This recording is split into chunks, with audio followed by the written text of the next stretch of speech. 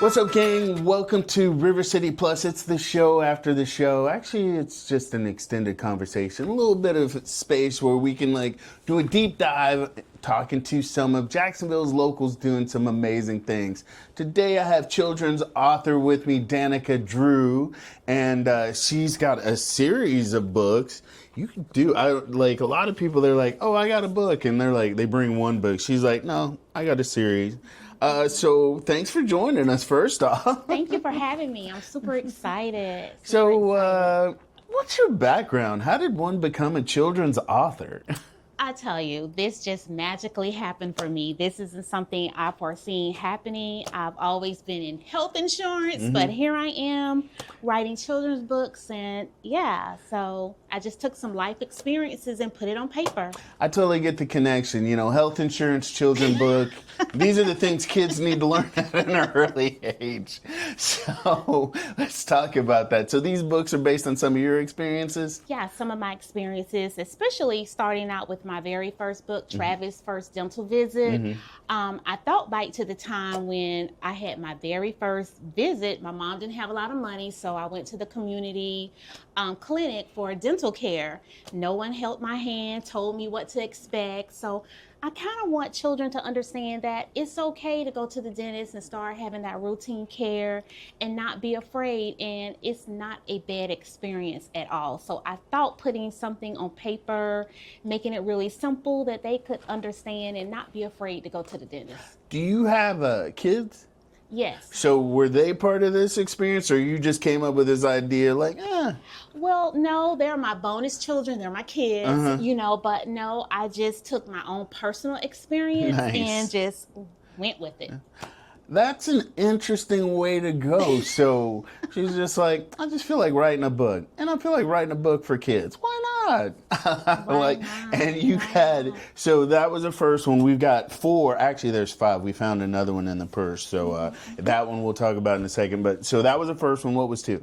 Hanging with Auntie D. And again, life experiences. I think we all can relate to family members, whether it's uncle, aunties, brothers, mothers, dads, that type of thing.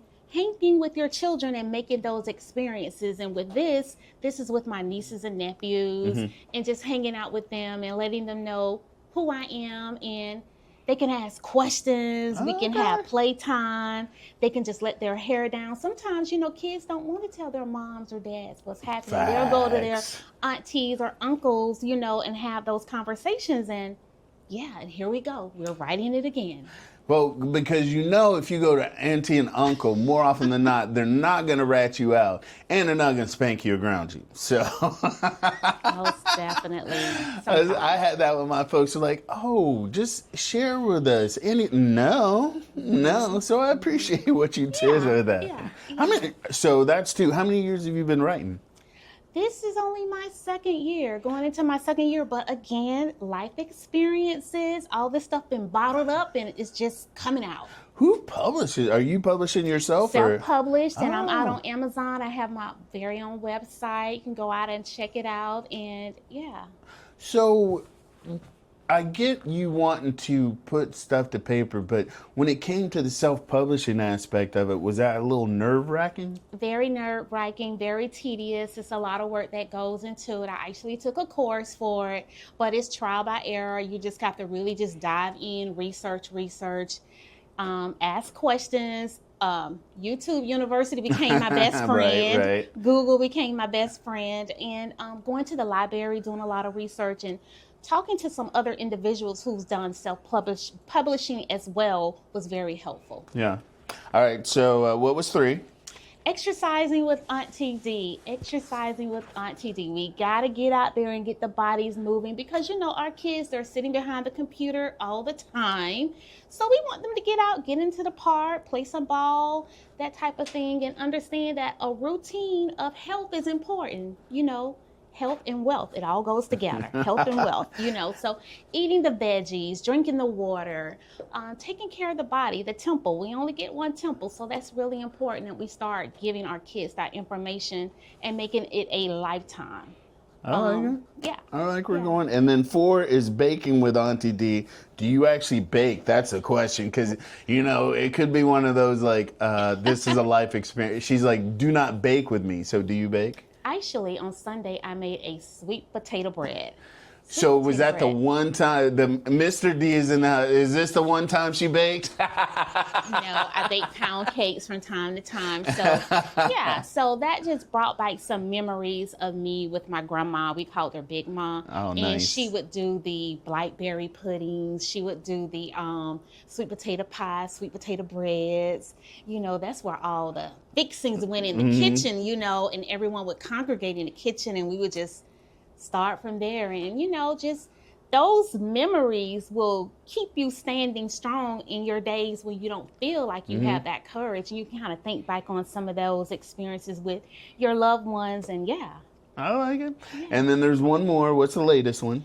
The latest one is Claire's Run in the Rain, A Memory of Bonded Love. This is about a little girl named Claire. She's studying for a spelling bee contest and she gets a little overwhelmed and she decides, I'm going to take a run. And as she runs, she recalls the memory. She lost her father the year before, her father, George. And as she runs, she recalls some of the memories with her dad. And her dad was really her advocate. He would cheer her on when she experienced Mean Girls in school, or she was planning for a dance recital. She didn't think she was going to make it. And her dad, George, would always tell her, you can do it, you could do it.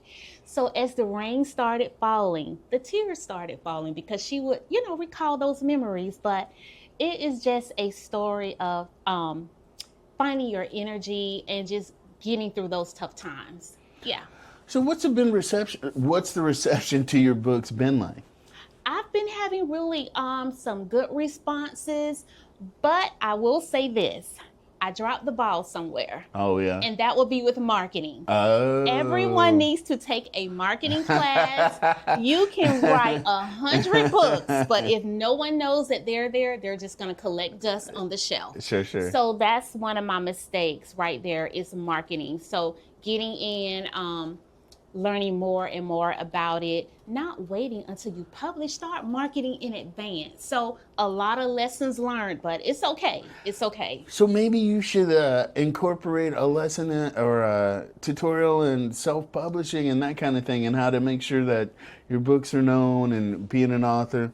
But pivoting, I like what you did with these books because they bring it back to family, and there's a lot of that kind of separation these days. I mean, whether the families are split or blended and stuff like that, and to give kids and especially parents, because these are good for parents too, for them to like kind of take it in, and then they could take it to the kid like, you might not want to listen to me, but here's something you can relate to.